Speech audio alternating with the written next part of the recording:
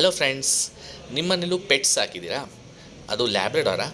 ಹಾಗಿದ್ದರೆ ಈ ವಿಡಿಯೋ ನಿಮಗಾಗಿ. ನೀವು ಅದು ಸ್ಕಿನ್ ಕೇರ್ ರೂಟೀನ್ ಹೇಗೆ ಮಾಡ್ತೀರಾ?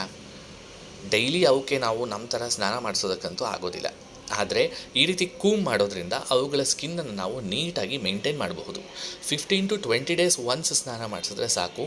But every day without miss ನಾವು ಈ ಥರ ಬಾಚೋದ್ರಿಂದ ಅವುಗಳಿಗೆ ಅದು ಸ್ನಾನದ ರೀತಿಯೇ ಆಗುತ್ತೆ.